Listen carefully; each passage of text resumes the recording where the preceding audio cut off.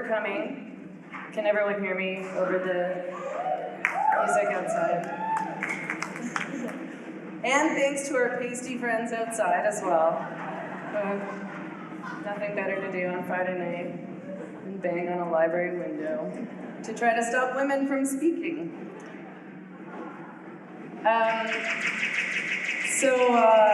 For my entire life, I was not just left-wing, but I was the most left-wing, and I was proud of that.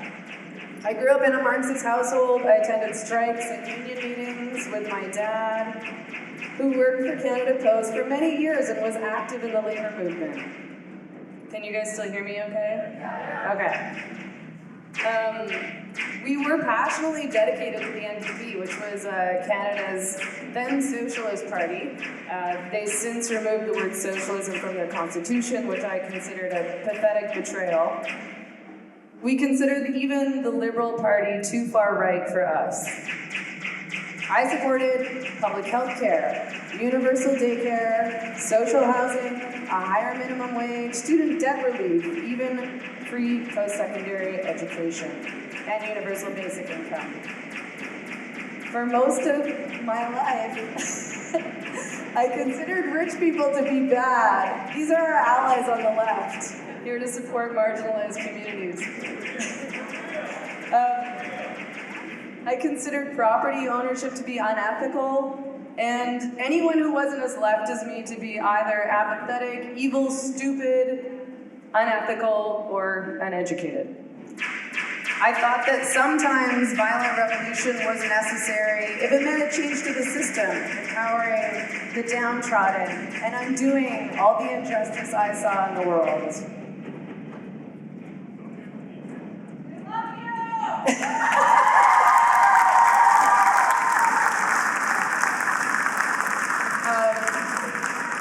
The world was divided up into good people and bad people. The bad people, the bourgeoisie, could be destroyed in our quest for a better, kinder, less violent, more just world. As I got older, I softened my approach. I didn't think that it was necessary to tear down the system, whatever that means. I realized I have no idea what smashing the patriarchy or smashing capitalism looks like in real life, and began to suspect that no one else did either. As I started to speak to and listen to different kinds of people who weren't ideologically and politically committed to radical feminism and socialism, I started to wish that those around me would do the same. I felt frustrated that my so-called allies were siloed by choice, completely disconnected from anyone who thought differently than they did. They treated anyone who didn't agree with their political analysis as not just bad, but dangerous. Even to speak to these people, never mind share platforms with them, befriend them, read their work, or try to understand them, invite them to conversations on our platforms, was dangerous and unethical. Somebody might accidentally change their mind. We couldn't have that. Independent thought was dangerous, questioning was dangerous, men who are feminists were dangerous, Trump was definitely dangerous, as was anyone who voted for him. I cried when Hillary Clinton lost the election in 2016. And I wasn't even that big of a Hillary fan. She was obviously a neoliberal. Not left enough for me, that's for sure. The idea that she lost to somebody as odious as Trump was too much for me to bear. How could America hate women so much? I wrote at that time that Hillary wasn't widely reviled because of her politics, but because she was female. And that she was hated in specifically sexist ways. I wrote that she lost because she was a woman. And while it may have been true that some people did hate her because she was a woman, there were a lot of other reasons people didn't vote for her beyond that. But at the time I didn't get it. I just could not possibly understand why anyone would vote for Trump instead of Hillary. And up until a few years ago, until after that election, it wasn't just that I didn't understand Trump supporters, it was that I didn't understand the right at all. I didn't understand conservative values. I had spent my whole life not wanting to understand. It was way easier to just write people off. And to treat my worldview as inarguably correct. Those who didn't understand just needed to be re-educated. When Trump won, after I was done messy crying, I started reading and listening to those who had explanations. And those explanations actually made a lot of sense. It wasn't just bad, rich white men, the worst of all people, who voted for Trump. It was working class people, immigrants, even women. People who didn't like Hillary, sure, but also people who had come to realize that the Democrats weren't working for them and frankly didn't even care about them. The working class people who had once been the focal point of the left, back when the left was about class and empowering the working class, had not only been forgotten by progressives, but were treated with derision. Identity politics had shifted the left's focus on practical matters like workers' rights, enabling people to live with dignity and autonomy, ensuring people could care for their families, civil rights and liberties, even democracy. In both Canada and the US, progressives appeared more focused on virtue signaling their support for Black Lives Matters and trans rights than on what was actually happening in the real lives of women, immigrants, and the working class.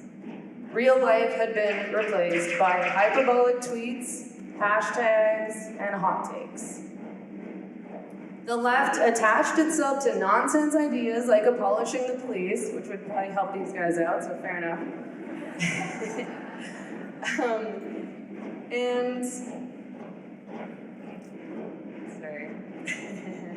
And defending the so-called rights of men to access women's washrooms, change rooms, and transition houses. They declared that people needed abortions, not women, as of course men can get pregnant too. The movement that was once in opposition to the bourgeoisie had become the elite and lost connection with people different than they. Overeducated urban, middle, and upper-class people were pontificating about the marginalized in universities, in the media, and online, but seemed to not actually know any marginalized people beyond their non-binary friend, who now needed everyone to refer to them as they under threat of suicide. People claiming to be anti-fascist started acting like fascists. People accusing everyone else, including myself, of bigotry were behaving like bigots. People calling themselves feminists were no longer protecting women's rights. The left had behaved hatefully towards me for many years. They petitioned to have me fired and no platform. They claimed I was every single kind of phobic. They lied about it and misrepresented my positions. They blacklisted me and broadly treated me as some kind of pariah. Even reading my work was cause for ousting among activist circles in Canada. If you were on the left in Canada, you had to hate me. Despite my many years of dedication to feminism, I was treated similarly by many feminists. They called me whorephobic and said that I hated sex workers on account of my opposition to the sex trade and believed that prostitution was probably not good for women. I knew women in the sex trade who had exited, and I knew the reality of what women endured in prostitution, and despite the fact that it should be obvious to anyone with a brain and a heart that prostitution is a soul-killing, abusive, dangerous, actually misogynist industry that no healthy person would choose unless they had little to no other choice, most mainstream feminists didn't want to hear the realities of these women, the women that I knew, preferring to defer to the escorts of Twitter, who couldn't possibly be claiming the industry was a wonderful place because they needed clients to think so and needed to continue making a living in the industry. It was once accepted by feminists at least that pornography degraded and dehumanized women, but with the advent of third-wave feminism, porn had become a means to empower women. Criticizing the porn industry or the men who used and produced pornography was reframed over and over again as sex negative. I was labeled prudish, sex-hating, and told that I must be a member of the religious right, which is weird because not only have I been an atheist for my whole life, I didn't even know any Christians. I've never cracked the Bible, and the idea of going to church seems like hell, to be honest. The full 180 came along with Bill C-16, Canada's gender identity legislation. I had begun following the debate around transgenderism and women's spaces a few years prior, but I didn't consider it a particularly serious matter until I saw feminists, my friends, so mostly radical second-wave women, being attacked, platformed, censored, and libeled for questioning the notion that men could become women and should have access to women's spaces on that basis. Once legislation was introduced to further entrench those ideas, I knew it was really time to fight. I worried that Bill C-16, which aimed to amend the Canadian Human Rights Act and the Criminal Code to add gender identity and gender expression to the list of prohibited grounds of discrimination, would pose a risk to sex-based protections for women and girls. I pointed out that the media had framed the debate around gender identity as one of left versus right, leaving out an actual feminist perspective, or even considering what regular, non-politicized people thought of all this. In reality, of course, very few people buy the idea of a female penis. I fought so hard to speak about this anywhere I could. I pitched to every publication I could. No one wanted to hear it. The narrative had been decided. All progressive people believe men could become women on pronouncement, and to say otherwise constituted hate speech. The only people, supposedly, who opposed gender identity, ideology, and legislation were the religious right, who we were told also hated gay people, people of color, immigrants, women, so on and so forth. These things were all settled. Thankfully, I had my own platform at Feminist Current to write about my concerns, and I finally did manage to convince an editor of mine at a Canadian publication to publish me on this. And as a result, I was invited to testify against Bill C-16 at the Senate by a conservative senator. My leftist party refused to speak to me about this. My MP, who I knew, refused to speak to me about this. Even to have, a conversation. They didn't want to hear it at all. So, people criticize us for speaking with conservatives, conservative politicians, for allying with the right. I don't know who else we're supposed to talk to. Local unions started blacklisting women who expressed concerns about gender identity legislation or who challenged the accepted mantras. Leftist activists harassed, threatened, and ostracized anyone who didn't toe the line. They graffitied the storefront of a local transition house and stuffed dead rodents in their mailbox because they wouldn't buy in. Women started to attempt to try to organize events where I and other women could speak about our concerns. Venues pulled out, protesters showed up to harass and threaten attendees. I was subject to death threats and endless slander by media I had written for and done interviews with. The mayor of Vancouver, who I voted for, referred to me as despicable in public. Friends ghosted me or told me they couldn't associate with me anymore. I needed private bodyguards simply to speak basic truths about biology. Not only was I appalled by the irrationality and hypocrisy of the new left, but I wanted the freedom to think and speak for myself. And progressives and most feminists honestly opposed this, trying to force me back into their preferred box. When I started to speak out in defense of free speech and civil liberties, of due process, against cancel culture, I was accused by my allies of things like racism and allying with the right. I had had enough. I didn't want to be aligned with authoritarians and people opposed to independent thought. I began to see many of these people as being more invested in control than in telling the truth and in doing what's right, regardless of where that places you on the political spectrum. So finally, after decades of devotion, I gave up on the left and saw it for what it was, not what I wished it to be, and I left. And while at many times my experience was sad and hurtful and definitely maddening, in the end, my transformation and move away from ideologies and political labels was freeing. I want to listen, to learn, to understand, not to chant empty mantras. I want to think for myself. I want to support the best policies and practices for real people, not those that will get the most likes on Twitter. I know it can seem scary to part with your tribe, but in the end, it is empowering and it's liberating, and it allows you to become a more authentic person, a more resilient person, and a person who is free to speak the truth, which I promise is more valuable than any friend, political alliance, job, or tweet.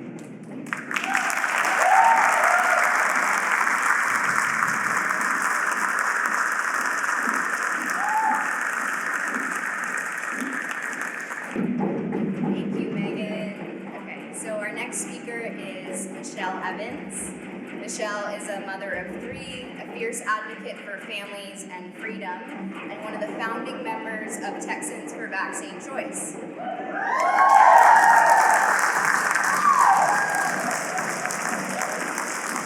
There's more.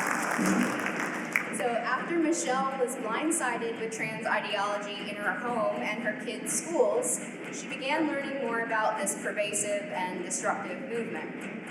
As a state legislative candidate, she hopes to introduce measures to protect children from harmful medical procedures and social conditioning.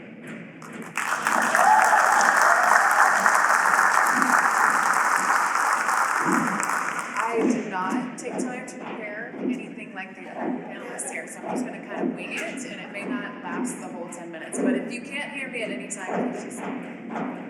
Okay, so Mark can't hear me. Good. I was raised by a very strong woman who is here tonight, so you should applaud her.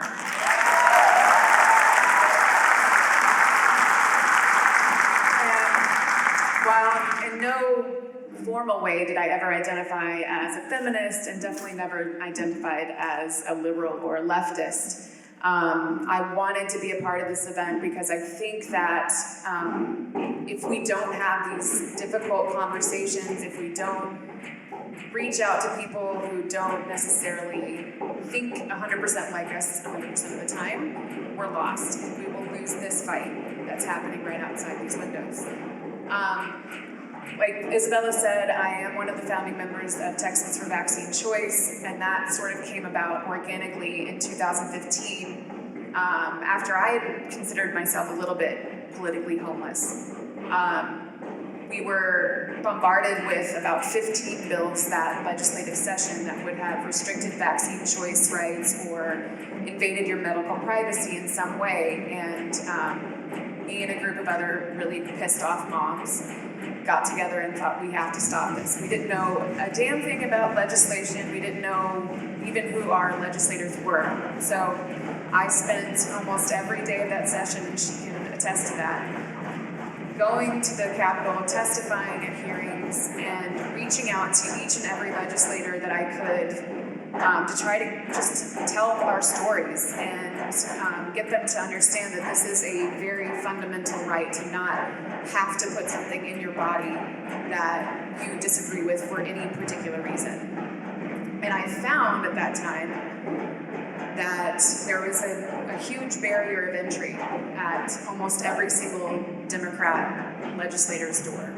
They didn't want to hear our personal stories. They didn't want to hear about rights. They didn't want to hear about liberty, the Constitution, none of that.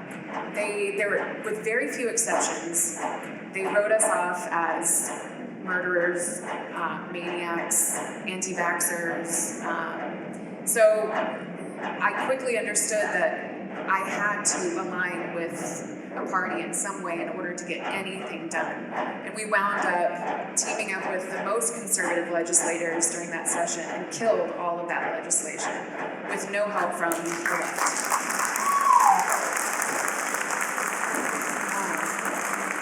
And so after that, I veered between parties, never really saying like I'm a card-carrying Republican, even though I was raised in a fairly Republican household.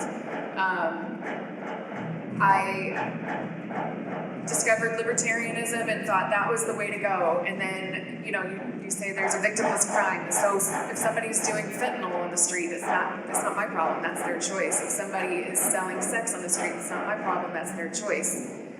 But recently it's become so clear to me that none of these ideas of it's a victimless crime or it doesn't do any harm to our society. Obviously, that's not the case.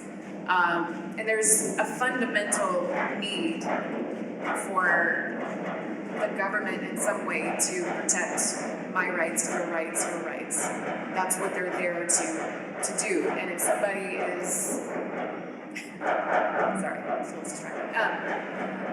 But if somebody is selling or is being made to sell sex on the street or being coerced into porn or being coerced into trans ideology, that's obviously, it's imperative that we need to address it.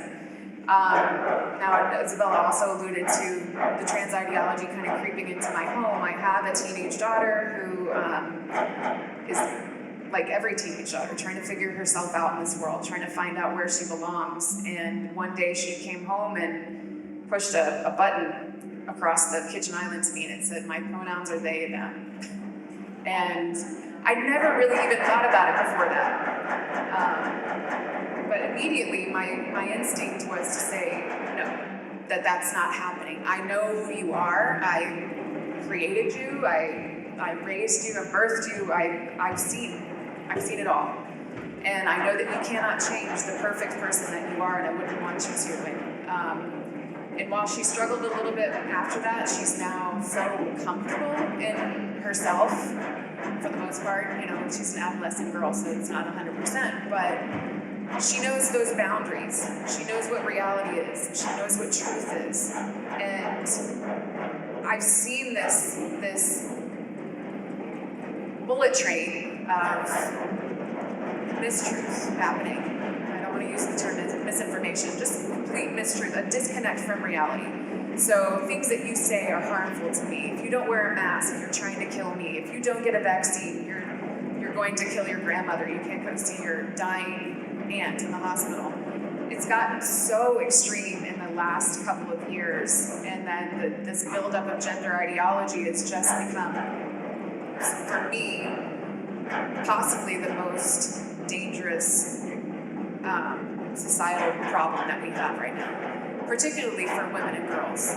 And to think that a man or a biological boy has the right to trample on a girl's consent is going to harm generations of women, without a doubt, for me.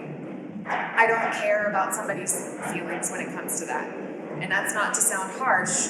You can do whatever you want to do in your own space, but you don't have the right to come into my daughter's space and push her or require her to believe that you are something that is not true. So as somebody who still works and still speaks to, on a regular basis, very conservative legislators in Texas, some of the most conservative people you'll probably ever meet. In fact, I was at dinner with some last night. I feel like they're saying the same thing that Meghan and other panelists and other high-profile TERFs are saying. That, I was listening to an interview with one today, and he was saying, you've got drag queens dancing in front of children, and it's not like these drag queens are putting on,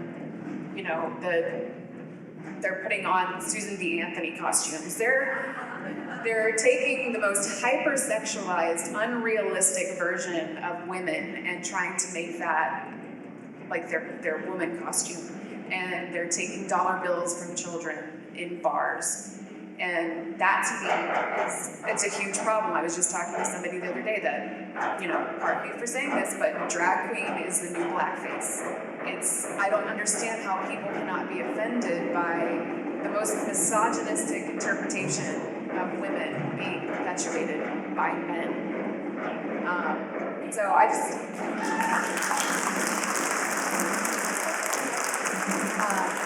like to, as a Republican, bridge the gap. I want to be the person that talks to Lesbians United and, is not afraid to engage with people that perhaps a lot of conservatives are hesitant to get in touch with or to talk to.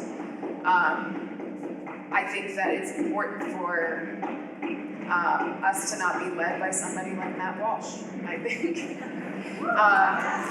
we need to tell our own stories, and if that means that I am locking arms with a Marxist or a former Marxist, I'm more than happy to do so. So I just want to thank everyone here for coming, because you truly were courageous to come and stay and tolerate this noise. So I really, really thank every single one of you guys for being here, you ladies for being here. And I hope that this is a groundbreaking of sorts, that we can get past some of the labels and just start to really work effectively together as women and the men that support us.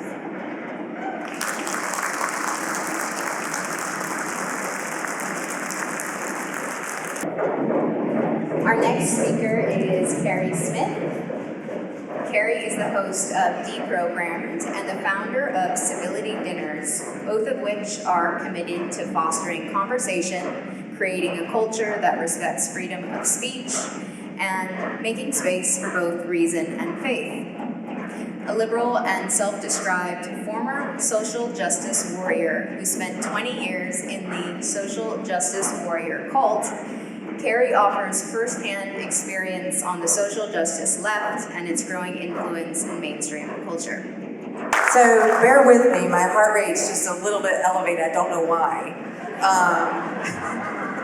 I'm going to try to speak loudly enough that you can hear me. And I have prepared some notes, and I'll try to go off of them once in a while, but my name is Carrie Smith. I'm the host of Deprogrammed, which is a podcast where we examine the differences between social justice ideology, which is my old belief system, and liberalism. A little about my background and my story of leaving the left. I do have a lot of similarities with Meghan, and also some interesting differences. I was indoctrinated into social justice ideology over 20 years ago at Duke University. And I like to say that some people enter the social justice tent through the race door, and some enter it through the sexuality door, and some enter it through the fat door, and some enter it through the mental health justice door, and there's an environmentalism door, and I came in through the feminist door. But once you get in, it's all the same. Intersectionality is what they call it. So, I was a biological anthropology and anatomy major, but a women's studies minor. This was back before women's studies became a problematic term, and they've renamed it gender studies. I was encouraged to cherry pick any experiences I had had with sexism, and of course there were some, to recast my past with the lens of finding the sexism in everything. So I began to see myself as part of an oppressed minority and as part of a marginalized group. Up until that point in my life, I don't think my identity, when I thought of myself, I didn't characterize myself so much with like woman way up at the top. I hadn't done that until then. The best way that I've found to describe my old ideology is as a mutated form of Marxism, wedded to postmodernism. So whereas the Marxism of the early 20th century told us that the best way to look at the world is as a struggle for wealth between class groups, this kind of mutated form of Marxism says, no, the best way to look at the world is as a struggle for power among identity groups. And so people who are in it, they obsessively divide everyone into identity groups based on race, sex, sexuality, and this is why you see new ones forming all the time. Size, mental health, like how many ways can you be oppressed, right? Or the oppressor. So that's similar to Marxism in that they believe in order to reach equality that we have to redistribute power among identity groups. Whereas Marxists felt it was more about redistributing wealth, right, among class groups. So in order to redistribute power among these different identity groups, unfortunately that requires us to judge and treat people differently on the basis of which of these groups they're in. So surprise, kind of turns you into a racist and a sexist. In social justice, I learned to judge people not as individuals, not by the content of their character, not by their behavior or the merit of their ideas. No, I learned to judge and treat people differently on the basis of their race, their sex, their sexuality, their gender, their size, and more. And it's not very different from white supremacy in this way, because both are collectivists instead of being individualists. Both say that we should judge and treat people differently because of race. Both believe that the Enlightenment values of liberty, equality, and meritocracy are a function of whiteness. One of the best illustrations of these similar beliefs was the whiteness poster put out in 2020 by the Smithsonian National Museum of African American History and Culture, in which they said individualism, objectivity, rational thinking, the scientific method, hard work, the nuclear family, progress, respect for authority, delayed gratification, and being on time were all parts of whiteness and white culture. Critical race theory is just one part of this belief system, of course, and one that's thankfully come under scrutiny this past year. It tells us that racism is embedded in every structure, every system, and every part of our culture, and that we shouldn't ask if racism has occurred, but how it has occurred. Feminism, as it's been now incorporated into social justice, tells us the same thing about sexism. Gender theory tells us the same thing about transphobia. One of the things that people who have lost family members to this cult have shared with me is how big the hearts are of their loved ones. And I don't need to be convinced of this because I know it's true.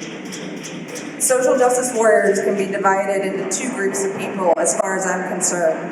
There are those in it with good intent, and there are those in it with bad. The ones with good intent and big hearts are in it because they truly believe it's an ideology meant to end bigotry. These people outside, they think they're doing something good. And there's a disconnect because if you go out and stand with them, as I did for a second, they're filled with so much hatred and vitriol. But see, a cult can cause you to lose connection with yourself, where you can literally stand outside and scream and try to stop people from having a conversation and still think you're doing it in the service of good, right? Like the ends justify the means because they think their ends are good. So they'll do anything for those just ends. That's a really dangerous thing. So there are people in it with good intent. And when I call this ideology evil, I do so not because it's racist and sexist, not just because of that, but because it takes well-intentioned people and it turns them into foot soldiers for the very things they think they're opposing. And then there are those...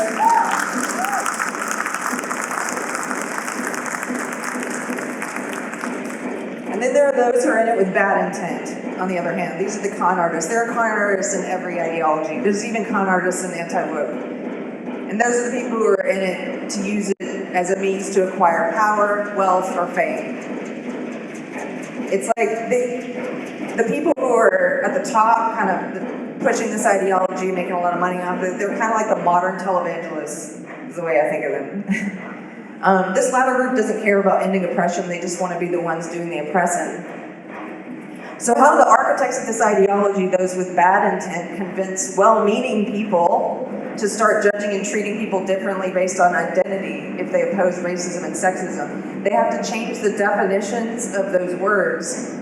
Cults and authoritarians are very concerned with controlling our language because through language they can control the way we think, and by controlling the way we think they can control us. This is something that Orwell wrote about all the time. One of the first and most important redefinitions that I learned in social justice and that you may have learned is that racism and sexism mean prejudice plus power. And they tell us that we have to redefine it that way so that we have a way of talking about systemic and institutionalized racism and sexism. That's not true. We already have a way to refer to those things. It's called institutionalized and systemic racism and sexism. Like there's already, you could just call it that. But they're trying to redefine those words, and what's the effect of that? What's the effect of that when you teach children that essentially it's impossible to be racist towards a certain race, or it's impossible to be sexist towards this sex over here because they don't have power? Like, could anything possibly go wrong with teaching generations of kids that racism is impossible? depending on what color you are. Like, I don't know, it blows my mind when I think about it. This ideology did not stop with just redefining those words. One only needs to turn on the news or listen to politicians on the left to realize it's now impossible to define woman, apparently, or mother. Changing and discarding commonly accepted definitions is not their only tactic. The high priests of the movement who work in academia are constantly coining new terms to stigmatize groups of people or to control the way in which we think about things. So phrases like white privilege, white fragility, toxic masculinity, mansplaining, chest feeder, birthing person, and menstruator have all made the jump from college campuses to the mainstream in the past few years. And now we're watching as major corporations and banks lecture us with a variety of those pseudo-intellectual and Orwellian phrases, and we're supposed to believe that this out here is the resistance supported by McDonald's and Amazon and Netflix and United Airlines.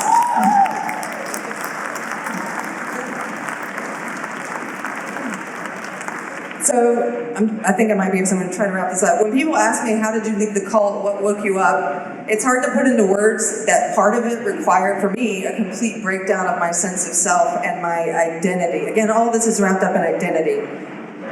An awakening is not like it's sold to us in brochures for expensive yoga and meditation retreats on the beach. I did not achieve enlightenment while doing a downward dog under a rainbow in paradise. My awakening required a death of the self and a dark descent into hell and back, and a grappling with the big questions about the purpose of life and who I am and what I believe and how I want to behave. And I'll tell you, I don't want to behave like these people out here, even when I oppose them.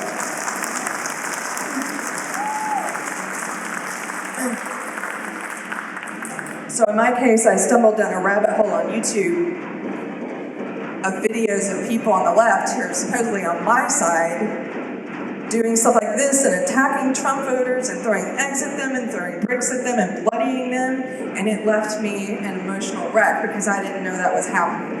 And I think that's the way that people wake up from cults, is it's something emotional that gets to you first, because the facts and stuff can't penetrate that. I didn't wake up overnight, it was a slow process. When Trump won in 2016, I was devastated, like many of my tribe, like Meghan. If I had known Meghan back then, we could have cried together. But I became very concerned with understanding why he won, and I started engaging with thinkers, with speakers, with writers that I had never engaged with before, like actually reading their books or listening to what they had to say. Some of these people were conservatives, and I found that I disagreed with them on some things, and I agreed with them on others, but mostly the biggest thing was that I came to understand their arguments instead of just believing that I did.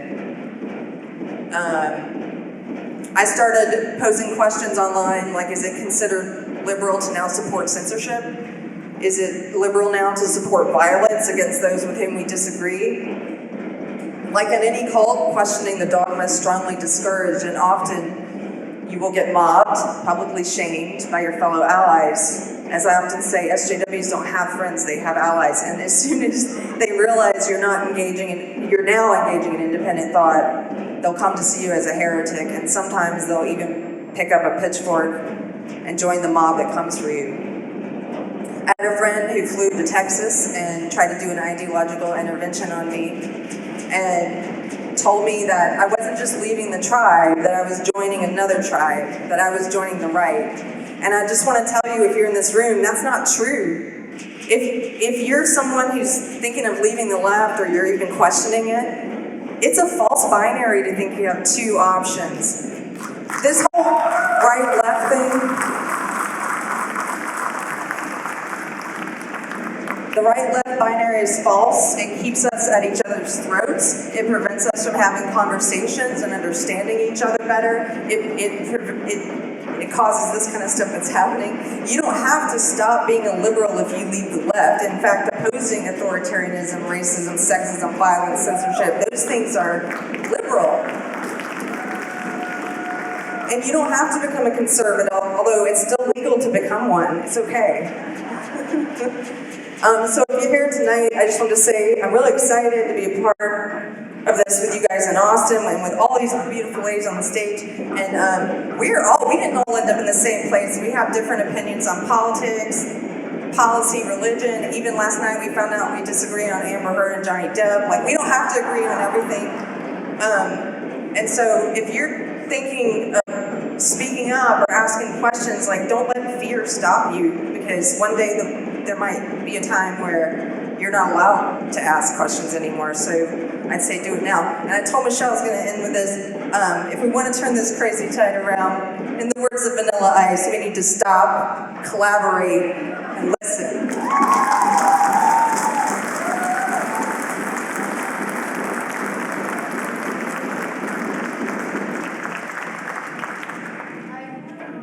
That was awesome, Carrie. Our final speaker is Mary Lou Singleton.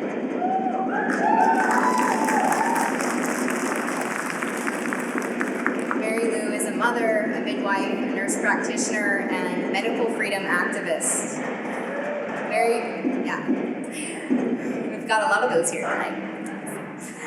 Mary Lou has served on the boards of directors for the Midwives Alliance of North America, the National Association of Certified Professional Midwives, the Stop Patriarchy Abortion Rights Freedom Ride, and the Women's Liberation Front. She has been speaking out against female erasure in midwifery since 2014 and is the author of an open letter to the Midwives Alliance of North America protesting the removal of the words woman and mother from the organization's core competency for midwives documents.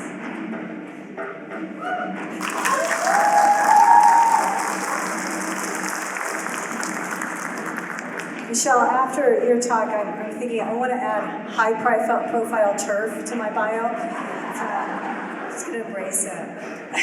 Thank you all for coming. I'm just really thrilled to be here with this dynamic group of women. And I just want to honor everybody's bravery for being here. I know it's scary to stand up for your truth in the face of people who want to silence you, and I'm glad everybody came. And I know it's Pride Month, so I want to take this opportunity to come out of the closet.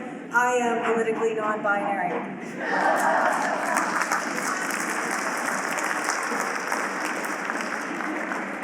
After considering myself a leftist for most of my life since adolescence, I no longer identify with any of the assigned political categories. So don't box me, all right? I'm leaving the left for many reasons, but for this event I want to focus on what I see happening in healthcare and how I see leftist ideology infiltrating medicine, and that this is harming the healthcare system and the health of our population. I am a midwife, an independent nurse practitioner, and a small business owner. My clinic, Enchanted Family Medicine, provides primary healthcare services to over 2,000 patients in Albuquerque, New Mexico.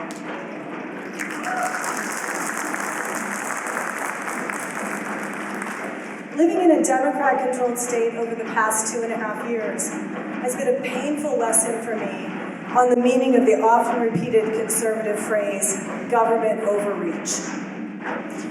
Watching the government effectively suspend the First Amendment by banning gatherings of friends and family, criminalizing church services, policing the speech of medical providers who disagreed with any aspect of the COVID response, and banning unvaccinated citizens from entering government buildings was chilling.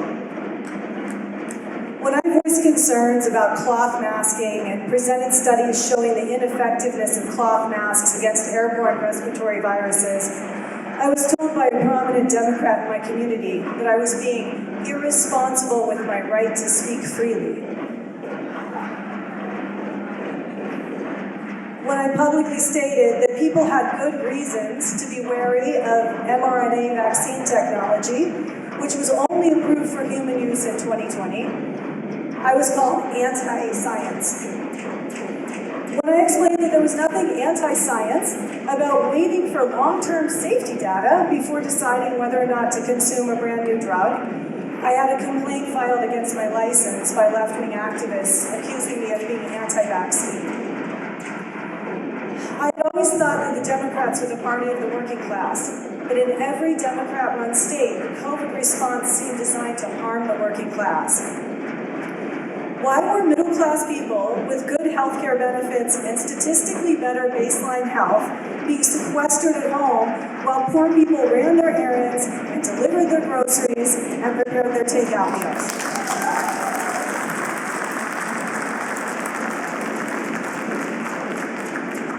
Young, healthy liberals working from home or collecting inflated unemployment payments took to social media and screeched, "Stay the fuck home," while 60-year-old diabetics continued working at grocery stores and as hospital janitors and in other high viral risk environments.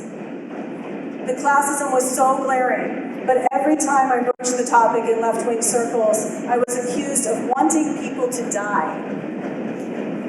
Small businesses were destroyed, while Democrat governors allowed big box stores to remain open. My concerns about small business closures and the inevitable hyperinflation that we all knew would result from the government printing so much money were met with, "You sound like a Republican." I could easily continue about the horrors of the COVID response, but I'll leave it at this. By the end of 2020, after watching the left use public health as a societal wrecking ball, I found myself in agreement with Ronald Reagan. The scariest words in the English language are, "I'm from the government and I'm here to help."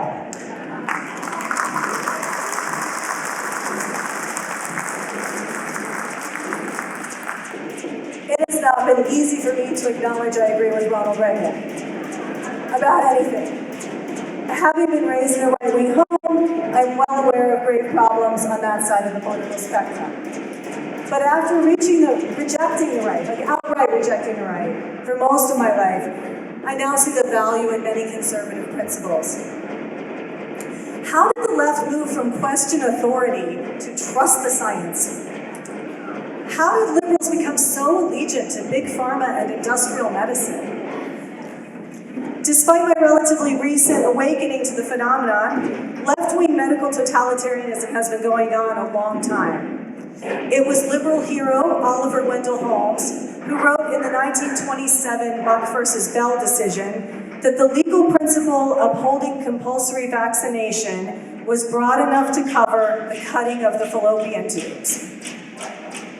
And that's statute, the Buck versus Bell decision has never been overturned. That's still the law of the land in the United States. So forced sterilization is, of course, a bad look. It's much better to get people to believe they are choosing to go along with a population control program being pushed on them. The medicalization of leftism really took off with the sexual revolution.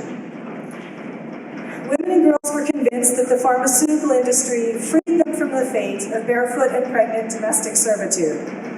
Temporary chemical sterilization was sold as sexual freedom, and with this has come the normalization of severe endocrine disruption in women. Rarely are girls and women informed of the risks of chemical contraception, risks that range from weight gain to strokes and lethal blood clots. Hardly anyone mentions that one of the most common side effects of chemical birth control is loss of libido and loss of female sexual response. I would argue that it has been men who primarily benefited from the mainstreaming of chemical birth control.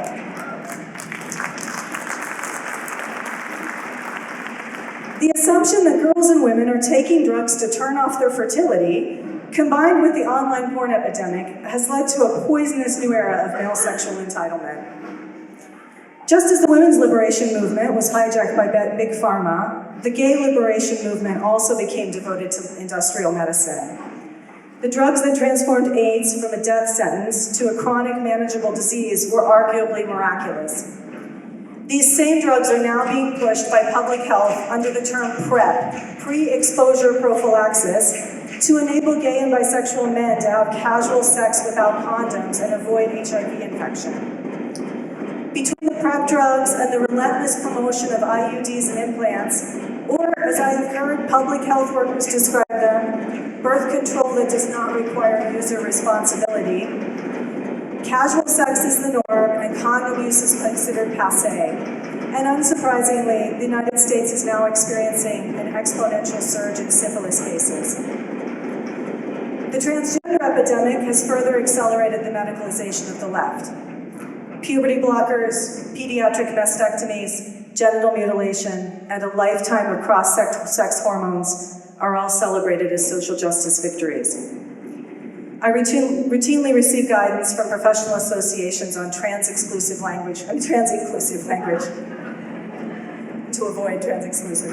I've been told to refer to women as birthing bodies, to call vaginas front holes, which is that one in particular drives me insane because physiologically the vagina is the middle hole.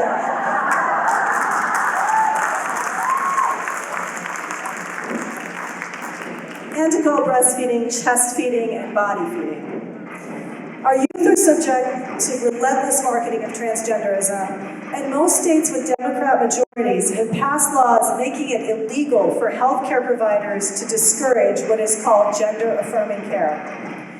If a 13-year-old patient tells me she wants to stop puberty, never get another period, and cut her breasts off, I risk losing my license if I don't refer her to a gender clinic and instead try to treat the roots of her distress. From my perspective, leftist values in medicine normalize pathology. Individual responsibility is considered a right-wing and even racist ideal, and that has no place in the current public health arena. All health problems are the fault of society and systemic oppression, and are never to be viewed as the result of individual choices and behaviors. Healthcare providers are now even being re-educated that it is ableist of us to believe that it is better to be healthy than to be sick. We are witnessing what I now view as not just acceptance, but promotion of chronic disease. Liberal pandemic policies directly and predictably led to massive weight gain, germophobia, agoraphobia, and suicidality in both children and adults. I have yet to see any remediation efforts from the public health community on these issues, but I do notice a trend where liberal public health celebrities unironically list their mental illness labels in their Twitter bios. Mainstream health magazines are pushing fat acceptance, and in March of this year, MSNBC and The Guardian ran articles asserting that gyms and fitness culture are recruiting grounds for right-wing extremism. I hope that people currently on the left can wake up from the hoodwinking and understand that Big Pharma is a force wanting to turn every human on the planet into a daily pharmaceutical customer.